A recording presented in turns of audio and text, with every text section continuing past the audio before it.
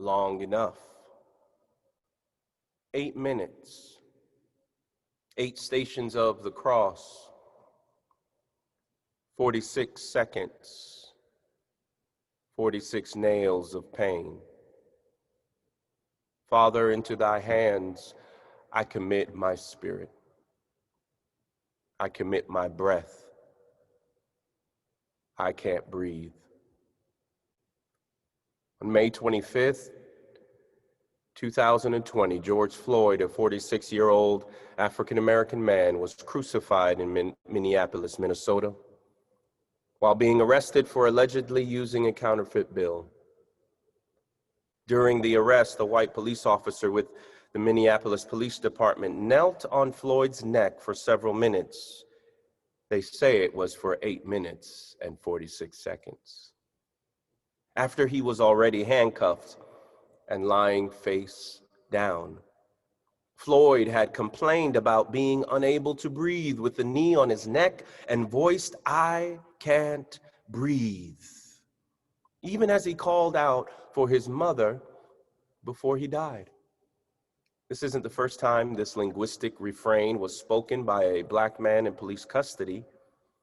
Eric Garner, who was put into a chokehold by a New York City Police Department officer, said those same words 11 times as he died in July of 2014. I can't breathe. I can't breathe. Breath was snatched from their Black bodies. But this is what happens when racialization rules. Throughout the history of humanity, there has been inhumanity. Particularly those who have been racialized have been dehumanized because racialization is a practice of dehumanization.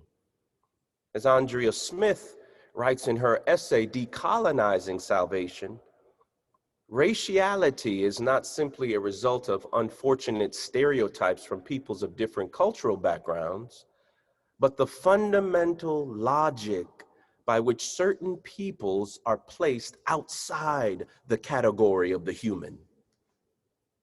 To be racialized or raced is to be made a non-human, an object, not subject, bound, not free to live and be as a person created in the image of God. This historical logic is reason to moan and groan. This logic has not only dehumanized, but it has enslaved and killed real people, real human bodies, especially those of a darker hue.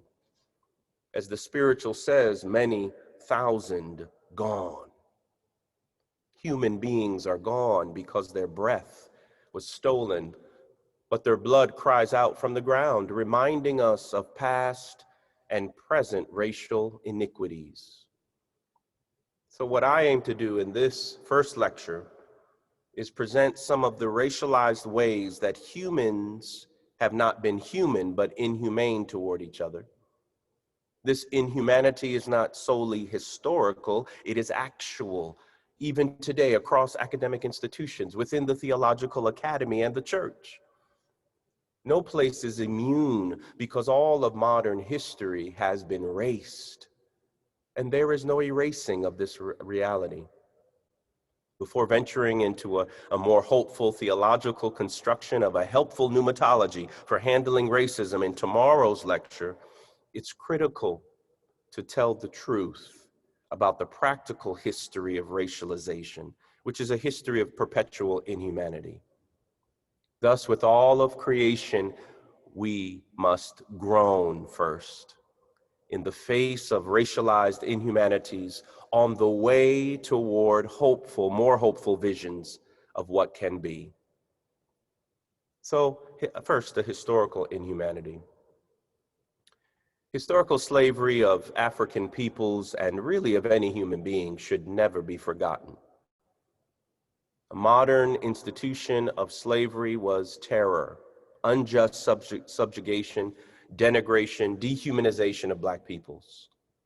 Enslaved Black bodies, Black humans, traveled in the belly of slave ships on a bloody trail from Africa to the Americas known as the Middle Passage. It was in fact a messy passage because some humans acted as if economy transcended humanity, thus making the slave trade a huge business on the backs of blacks. This was none other than the traffic of human flesh. Speaking of this dehumanizing journey, Barbara Holmes, in her book, Joy Unspeakable, writes, moans flowed through each racked body as lament danced and swayed under the watchful eyes of the crew. This tragic lament was embodied in blackness as a liturgical dance in a ritual of oppression and death. Historian John Hope Franklin tells us that many would leap off the ship into the mouths of hungry sharks to avoid enslavement in the New World. Death was better than life. Suicide was viewed as a preventative measure against genocide. Upon arrival in their new land, Africans were reborn as property, not humanity, because of racist ideas. As property, anything could be done to the enslaved because they were outside of the category of human, and they were treated as such. American slavery unleashed an all-out assault on the black body. Therefore, an assault on black humanity. It was corporeal terrorism, a form of human terrorism. This racialized assault on the black body deemed blacks nobodies, non-beings, chattel to be sold at auction blocks due to racial difference. They were dehumanized and their bodies dishonored, as the auction block left no doubt that slaves did not own their own bodies. And because of the slaves' imposed identity as object, traders and purchasers did not consider it inappropriate to sell horses, pigs, and other creatures during the same auction. Black human beings were considered outside of the human domain, though what was done to them by others was actually what was inhumane. The racism then and now was and is not only about genetics, but power and control. The power to name what is object or subject, what is in and what is out, what counts and what should be discounted, what is human or inhuman. Racialization was linked to dehumanization. Enslaved blacks were considered non-human possessions, whom at the liturgy of the auction block were nothing but a body, raw material, a zombie made by powerful axe. What was done to the black body was done to black humanity. Their humanity was erased, while their bodies were wounded and broken, sometimes by wearing rope neckties, lynching. Black bodies, black human beings were deemed worthless and inhuman, even if ironically by inhumane acts. So in this historical setting, black human life began and ended with the bruised, wounded, broken body. Black human flesh could be physically marked through branding, which was a sign of possession, and whip scarring, which was a sign of punishment, as signatures of slavery, making the black body scarred. Enslaved black women's bodies in particular were rendered objects of property, of production, of reproduction, of sexual violence. And through the erotic imagination of slave masters, female and male bodies were sexual slaves. This system maintained racial and sexual hierarchy such that the genitalia of these black bodies then was given extreme attention and importance over the deeper ontological reality of blacks. Blacks were deemed nobodies, sex objects, dishonored, dehumanized. With this in mind, Lynn Westfield pens poetically, so many parts are missing, faded, damaged. It is difficult to remember my whole danceable self. It is difficult to remember the wounded, the broken black body of human history. It is scarred, and these scars continue today in a society in which the black body is repulsive, hideous. It encodes the demonic, the disposable, the lost, the vacant. For example, when Officer Darren Wilson killed Michael Brown in Ferguson, Missouri, he reported that Brown appeared to be bulking up to run through the shots. This is the depiction of a Hulkian Brown as non-human, and the perpetuation of a history of inhumanity toward Black peoples. None of this should be a shock, because within a racialized existential horizon, Black is crime, wanton sexuality, evil, sin. In a lecture about the ordinary presence of whiteness, theologian Willie Jennings speaks of Lupita Nyong'o, the Kenyan actor, who in 2014 won an American Academy Award for playing Patsy, a female slave in the movie rendition of the classic text, 12 Years a Slave. Jennings says her accomplishment came at the familiar nexus for such achievement for Black actors. When Black artists perform Blackness and thereby confirm their approved forms of humanity. We yet wait for the true artistic breakthrough when Black actors are awarded this highest honor for acting the human, just as white actors. People of the African diaspora in the Americas have so often been denied full membership into humanity. Thus, at times, to be Black was not to be human by colonial European standards. On the contrary, Europeans were the standard for what it meant to be human, smart, mature, and beautiful. Through the racialized colonial gaze, therefore, whiteness represented the essence, an epitome of human existence. The courageous, groundbreaking work of Frantz Fanon speaks to this in his book, Black Skin and White Masks. Fanon writes, the more the Black Antillean assimilates the French language, the whiter he gets. The closer he comes to becoming a true human being, the more he rejects his Blackness and the bush, the whiter he will become. To be white was to be human.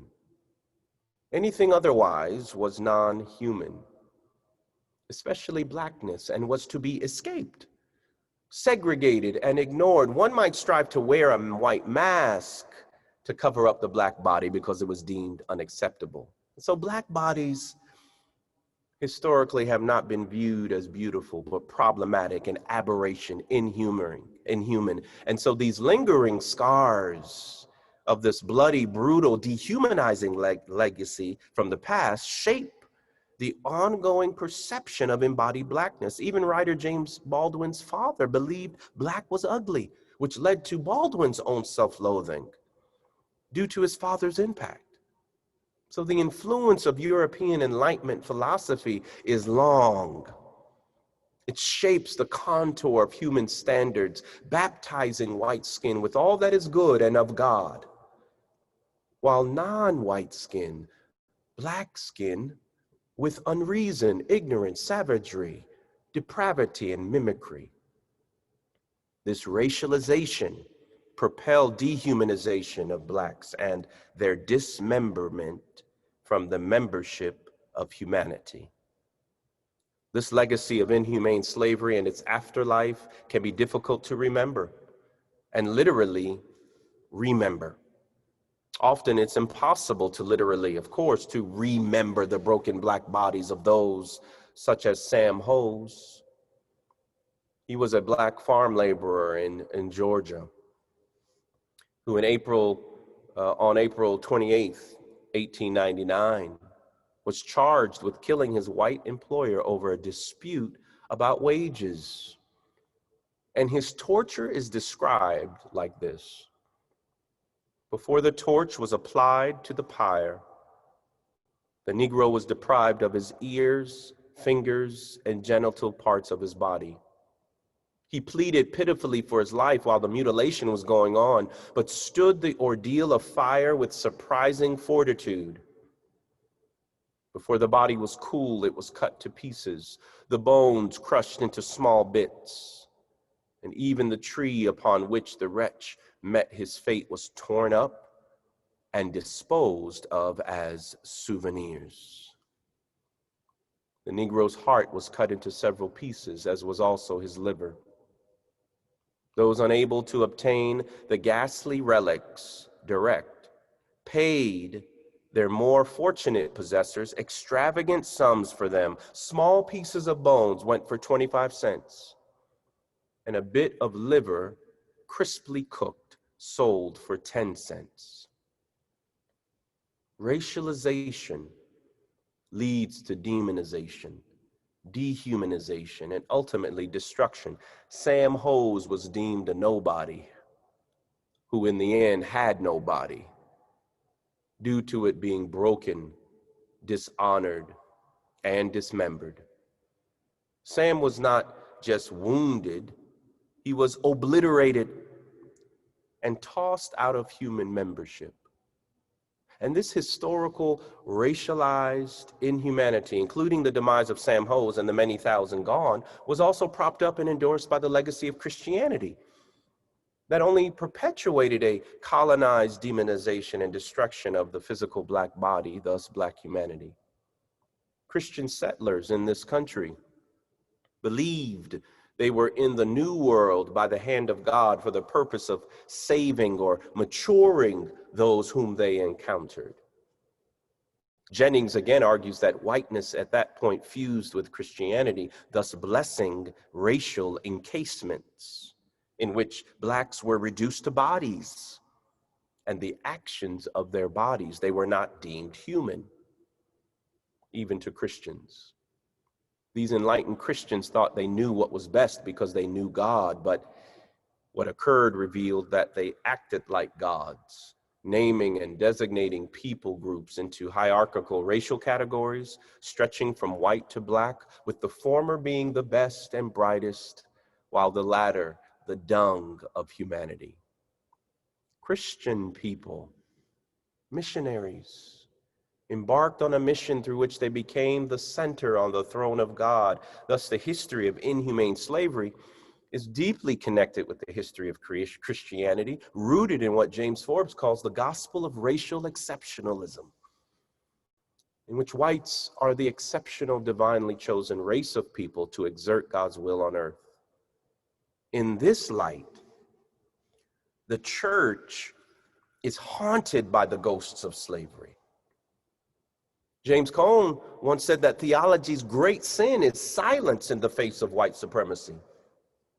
This history of inhumanity was strengthened in many ways by white Christians. Howard Thurman's maternal grandmother is a case in point. She was born into slavery in Florida, and she couldn't read nor write, but Thurman would read the Bible to her. But in terms of Pauline literature, she would only allow Thurman to read 1 Corinthians 13, because she told him that during slavery, the master's ministers would preach, "Slaves, obey your masters," as a way to affirm the institution of slavery as God's good will. Christians perpetuated the sin of enslavement of other human beings, and this truth leads Thurman to write these insightful words in his book, Luminous Darkness. Because a person is a Christian is no indication to me what his attitude may be toward me in any given circumstance. The obliteration, the breaking apart and breaking down of Sam Hose is not a surprise within a Christian baptized system of slavery. The Christian historical devaluing of the body in general as unruly, dangerous, threatening, something to be controlled, is intertwined with this heritage of slavery, and that Christian masters of slaves prioritize the soul over the body.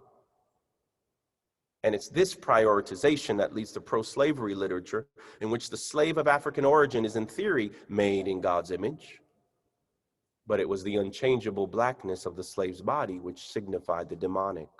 The body, but especially the black body, was deemed evil, worthless, especially for Christian practice and theology. The black body was inhuman, therefore not worthy of dignity and love.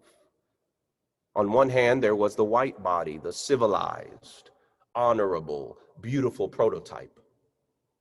And then, on the other hand, the non-white body, most centrally the black body, the uncivilized, the primitive, the dangerous, the ugly.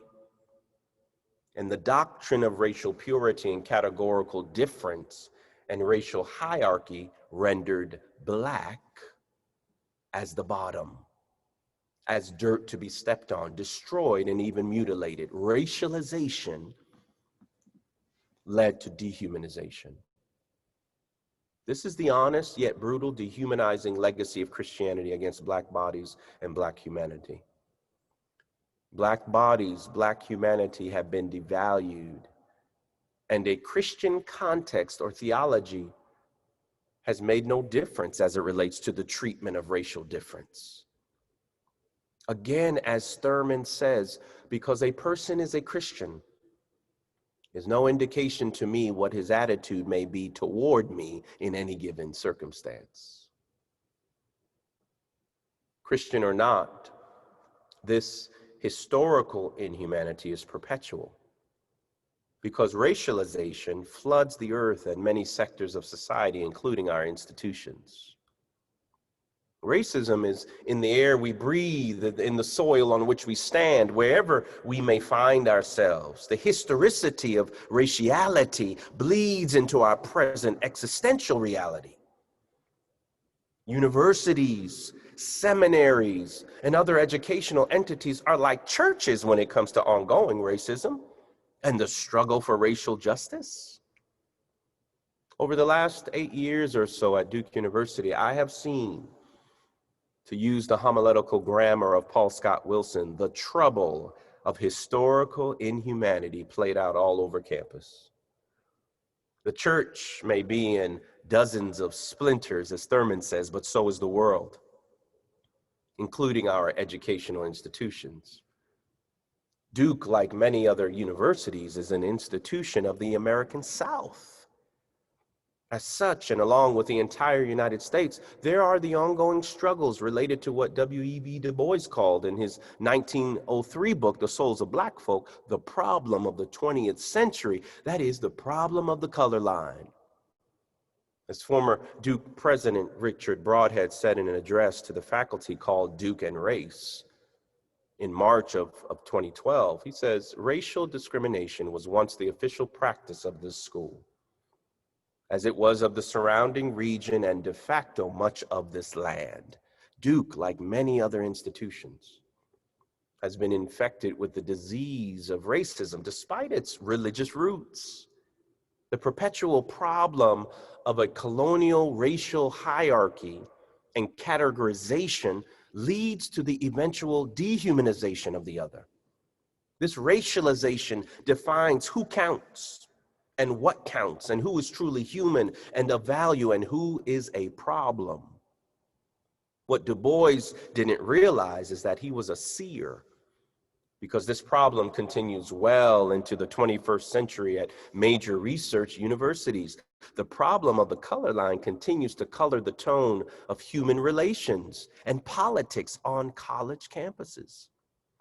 This problem, this tortured, inhumane history of racism, ethnic hatred, and demonization of racial difference still haunt and hound our present day. I mean, one might say that the dream of Dr. King is a haunting echo, because his dream of racial harmony and beloved community is like Franz Schubert's unfinished symphony, in that it is not yet realized. His dream is unfulfilled and may even be shattered, both of which Dr. King preached about. The jangling discords of the nation have not transformed into a beautiful symphony of brotherhood and sisterhood. The world has not become a context where we will not be judged by the color of our skin, but by the content of our character. All of God's children are not joining hands and singing free at last, free at last. Society as a whole, including our institutions, still beats to the rhythm of racialization. Duke has been no different, really. As former President Broadhead rightly and truthfully notes, there are at Duke vestiges of the residual culture of imagined racial superiority. I mean, this is why over the last 8 years that I've been here, various racialized incidents have occurred revealing the perpetual history of inhumanity. Anti-Semitic acts toward those mourning the loss of those killed in a Pittsburgh synagogue. Racial slurs and the N-word plastered all over a sign for the Mary Lou Williams Center for Black Culture. The hanging of a noose outside of the Student Center early one morning on the very day Dr. James Cone, the preeminent Black theologian, was slated to present a lecture entitled "The Cry of Black Blood." Some of these occurrences caused an anonymous group known as the Duke People of Color Caucus to post to all Black students, staff, faculty, and/or Durhamites on campus and in the area, please take care of yourselves and each other. This campus is not a safe space and has proven beyond any doubt that it is a hostile environment for any and all Black people. Even during these last 8 years, there has been the visible recruitment of students to a white supremacist group known as Identity Europa. Stickers posted all over campus. These are just a few examples of the trouble of perpetual inhumanities. I mean, these and other incidents of racial discrimination caused a Duke student to write a letter to first-year students in the student newspaper, the Duke Chronicle, in September of 2018. And they call the article, "Duke Isn't Racist and Other O-Week Lies We've Loved." O-Week is Orientation Week.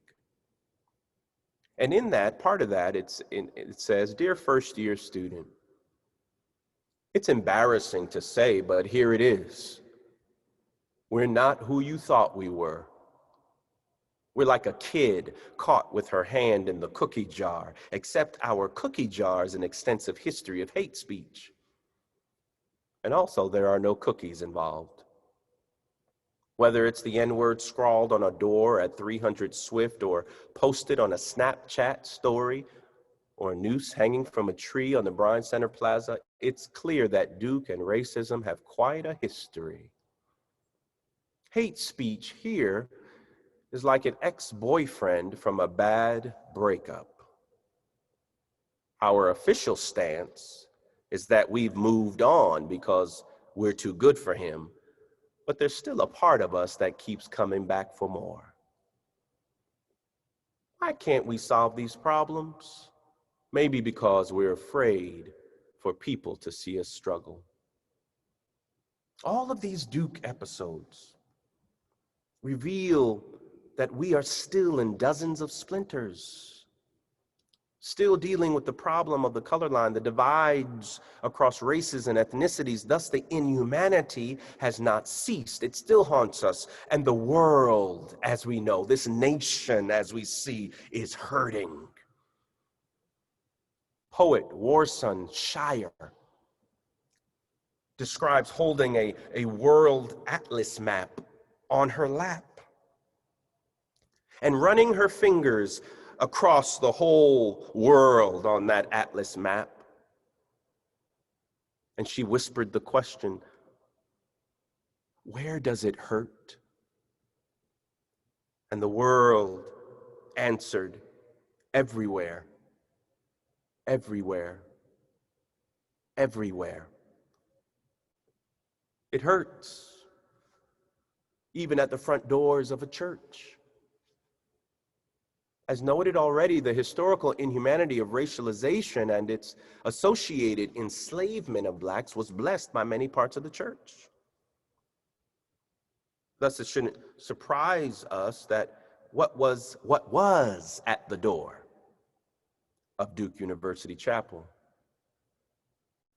In previous years, Duke was caught up in all of the opinions, struggles, and actions over Confederate monuments, including the removal of the Robert E. Lee statue from the front entrance of Duke Chapel in August of 2017. The backdrop of all of that, of its removal, was the tumult that was happening in Charlottesville, Virginia, where horrific racially motivated violence occurred that began when a coalition of white supremacists and neo-Nazi groups held a torchlit march on the campus of UVA on Friday night, August 11th. The stated goal was to oppose the planned removal of a statue of Robert E. Lee from a public park in the town. The next day, an individual linked to white supremacist groups drove a car into a crowd of counter-protesters, killing one person and injuring 19. Americans responded in outrage, grief, which also served to ignite an urgent national debate on the meaning and relevance of Confederate statues and monuments all across the nation. But by Monday evening, that was Friday, but by Monday evening, the movement had come to Durham. A group of protesters pulled down the statue of a Confederate soldier that had stood on a pedestal outside the old Durham County Courthouse. Then the focus turned to Duke and to a statue that had stood in the portal of Duke Chapel for 80 years, unnoticed or unremarked by many. A carved limestone statue of Robert E. Lee, General of the Confederate Army. Although we had police presence at the chapel, we had increased it. The statue was vandalized on Wednesday night of that week, literally defaced with a hammer, prompting an outcry over this destructive act and committed against the sacred building of Duke Chapel. Now, by Friday, that was Wednesday night, by Friday, rumors of a KKK march and rally forced government offices to close in downtown Durham, as city officials feared a clash with counter-protesters. So it was in this atmosphere that on Saturday morning, August 19th, President Price wrote to the Duke community to announce that he had authorized the removal of the statue of Robert E. Lee to ensure the vital safety of students and community members who worship there, and above all, to express the deep and abiding values of our university. Religion and racial discrimination have joined forces historically and institutionally. The church has been racialized. Thus, as a result, it has also dehumanized other human beings. The church is not innocent in this conversation about racism. What did it mean to have a statue of Robert E. Lee at the front entrance of a Christian church? What did it say about God? What did it say about worship and preaching? What did it say about who was truly welcome and who should be denied access into this human community? I contend that a statue of Robert E. Lee at the entrance of Duke Chapel was a symbol for how the door into Western Christianity has historically been whiteness. This means that entering through that door was an implicit endorsement and acceptance of colonial ways of being and doing church. The Confederacy, through the image of Lee, was literally wedded to the church. From this perspective, it meant that when you entered the Christian house of God, it was for the worship of a Confederate God, that is, whiteness. This Lee architectural symbolism at the front door of a church is none other than the endorsement of the worship of whiteness, not the worship of God and Jesus Christ, who was a poor, brown-skinned Middle Eastern migrant born in a Bethlehem barrio. The church is complicit in the history of inhumanity, slavery, anti-blackness, anti-black body, anti-black humanity, and anti-other. Many thousand are gone, haunting us by their cries, the shrieks of black and brown humans that have been dehumanized throughout history, even by Christians. Dehumanizing racialization is not limited to history or institutions, including the church, but it spreads its vast influence over theological education and in particular the homiletical and liturgical guilds in theory and practice. The subjects of preaching and worship are not immune from the influence of racialization. The Lee statue in the portico of Duke Chapel signals the perpetual history of inhumanity, even in and through Christian liturgy and preaching. As it pertains to the theological guild, the colonial ghosts of homiletical and liturgical oppression loom large, though sometimes subtle. What counts as the canon, real theology, real scholarship, real preaching, real liturgy is so often code for white or European. This has placed minoritized scholars and practitioners in a ghettoized positioning along a trail of tears within the theological academy. In his book, Black Pentecostal Breath, Ashon Crowley speaks to how theological discourse keeps non-normative experiences and ideas marginal.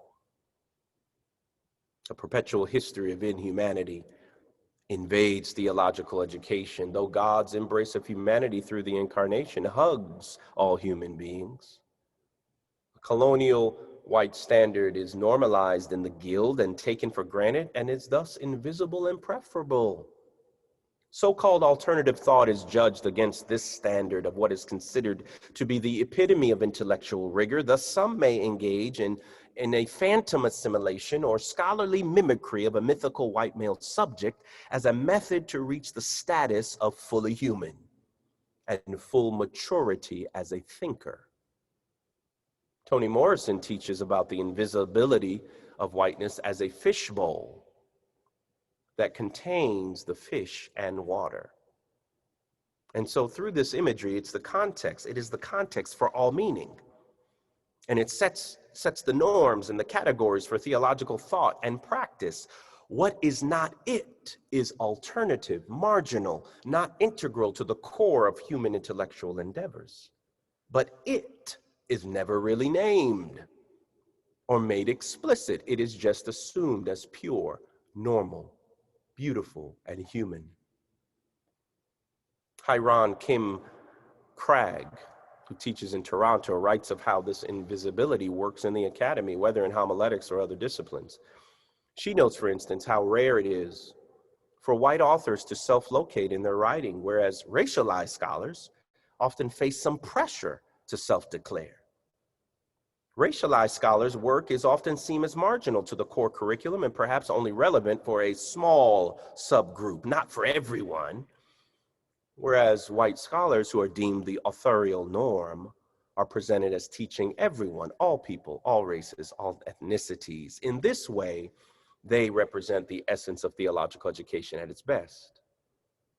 Dale Andrews once argued that we have not escaped the marginalization of studying the marginalized.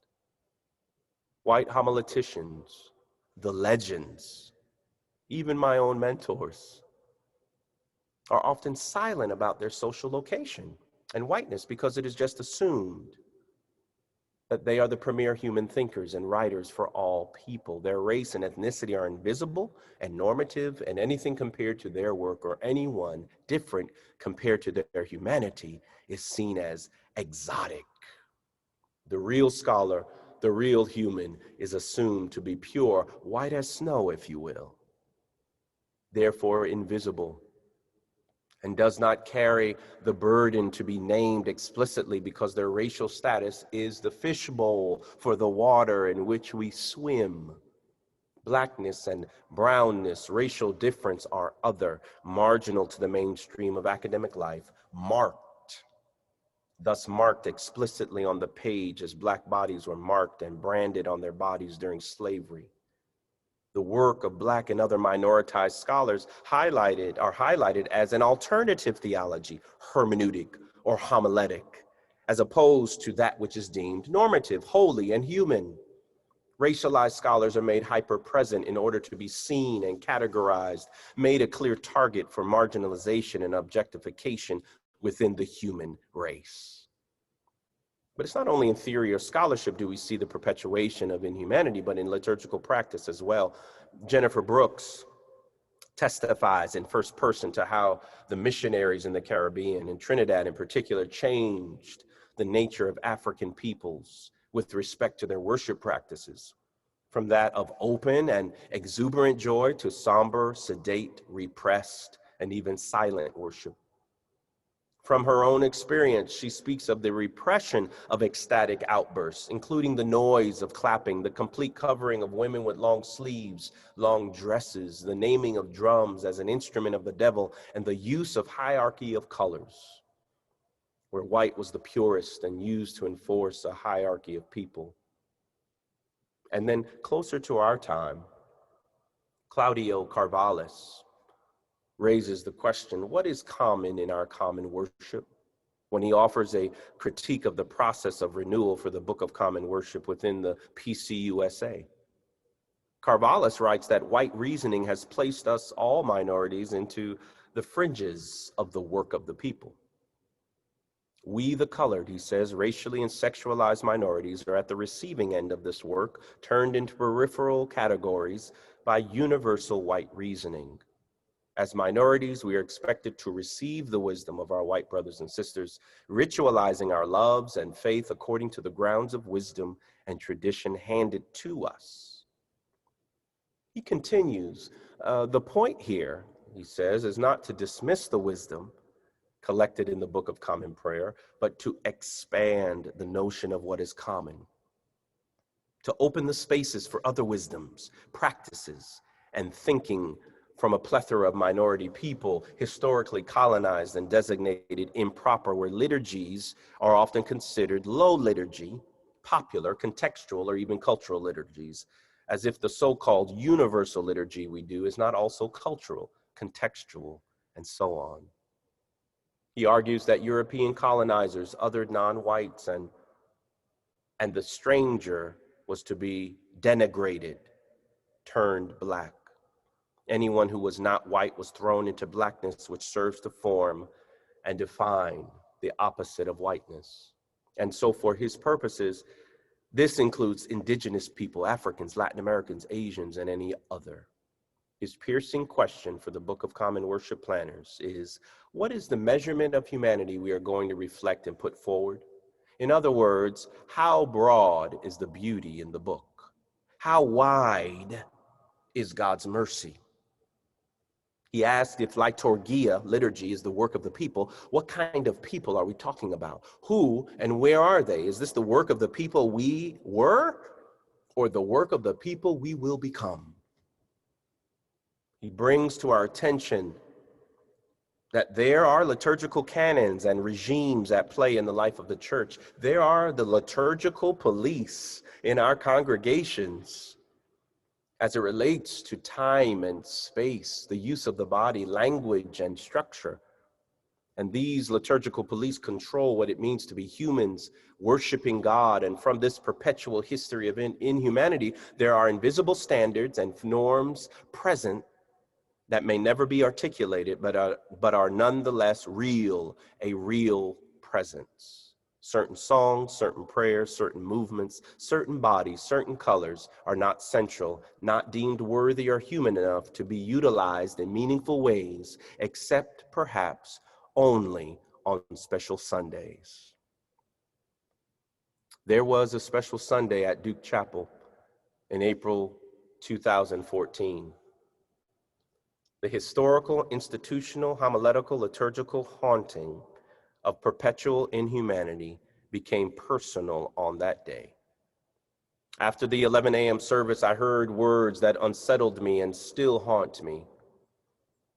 It was early in my tenure at Duke as the first Black dean of the University Chapel. We invited Raphael Warnock, the senior pastor of the historic Ebenezer Baptist Church in Atlanta, to preach. And one of his choirs also came to provide music for the service. And this in of itself was not really unusual for Duke Chapel, which has invited Black preachers all throughout history. It was a spectacular service, wonderful preaching, soulful music. People still talk about that service. So overall, it was a so-called success.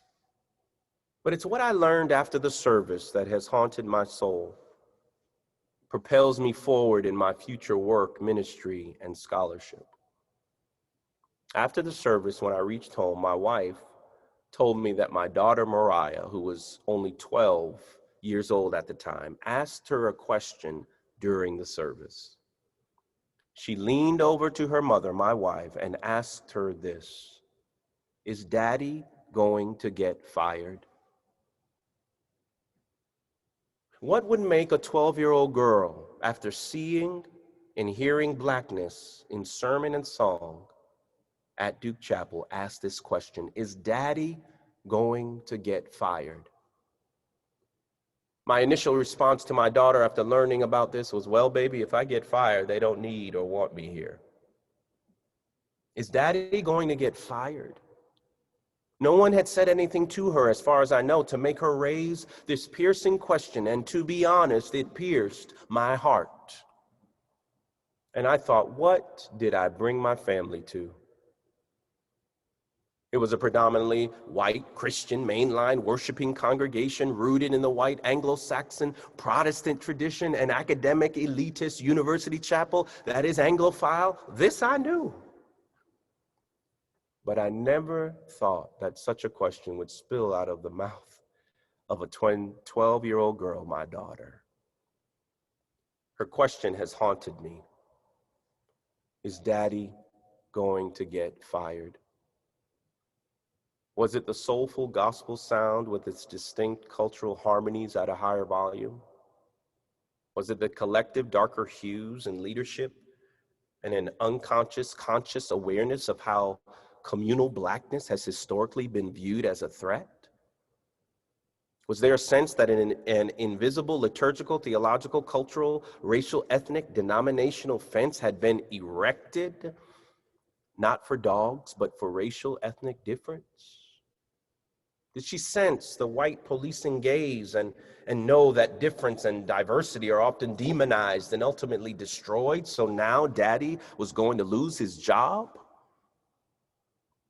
My daughter's question is a haunting echo that reverberates in my imagination. Is Daddy going to get fired? What this question raises are the subtle implicit ways racial and ethnic difference and other forms of human variation can be called into question and made to feel invalid or less than, subpar, and worse, subhuman. My daughter's question and the particular context out of which her question rose confirms to me that Dr. King's dream is unfinished. What made Mariah speak this question? What had she heard or seen or experienced in her young life to say this?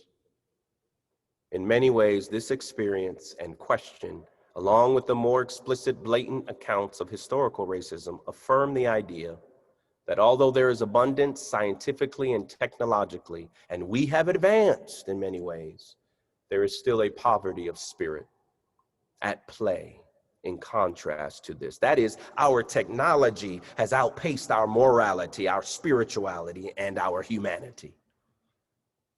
In other words, as Thurman says in his memoriam for Dr. King after his assassination, we are not quite human yet. Is Daddy going to get fired? I was not, and I have not been fired. But I have been set on fire to ignite a search for common ground among diverse human beings. The long, perpetual history of racialization that leads to dehumanization is an inhumanity that contradicts the love of God for all people. In God, every human being is a beloved child of God.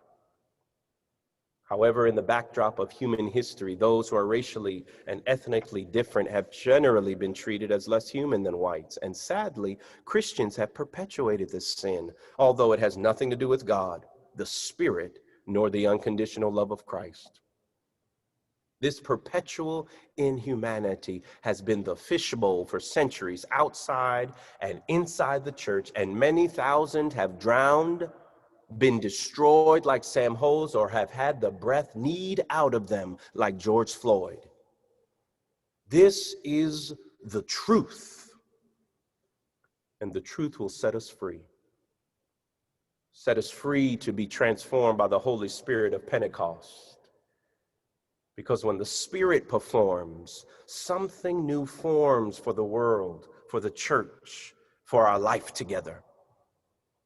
In his comments after the Noose incident on Duke's campus, then President Broadhead said, "Duke may seem like it's all finished, but we're making this place every day, and we have a choice about what kind of place we're going to make."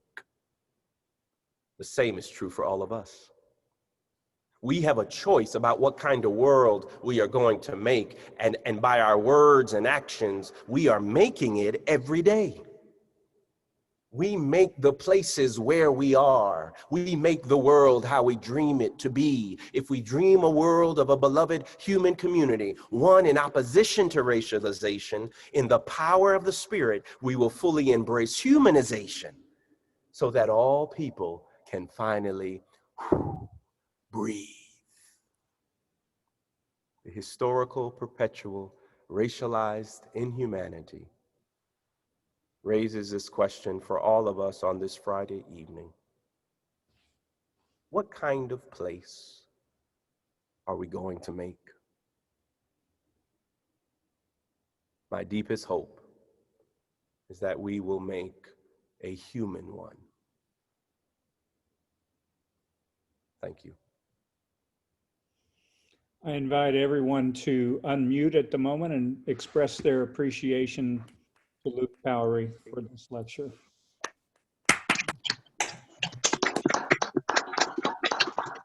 Amen.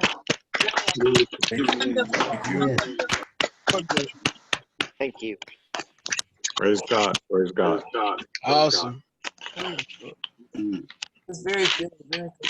Very We have that are ongoing tonight, and we are right at the end moment. I'm going to push forward the discussion until after tomorrow's lecture. And President Moore, I'd like to give you opportunity to have final word tonight.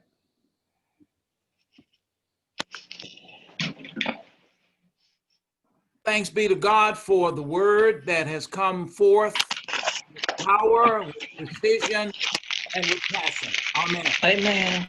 Amen. Amen. Luke, thanks so much again. And everyone, I hope you have a good night. I think it would be great to engage and back and forth at this point, but it's probably best for us to just let this word settle within ourselves overnight and then hear tomorrow's lecture. And then if the speaker gives us time tomorrow, then we'll engage in some back and forth. But this is enough to rest our heads on the pillow with. Thank you, Dr. Powery. Thank you all. And I will be time tomorrow. Tomorrow at 10 o'clock, Dr. Resner. Tomorrow at 10, is it 10 or 11. 11 o'clock. 11 a.m. 11. All right. Tomorrow at 11 a.m. Bless. Okay. Good night, everyone. Good night, Dr. Good Resnick. night. Good night. Good night. Good night. Good night. Good night, everyone. Good to see you.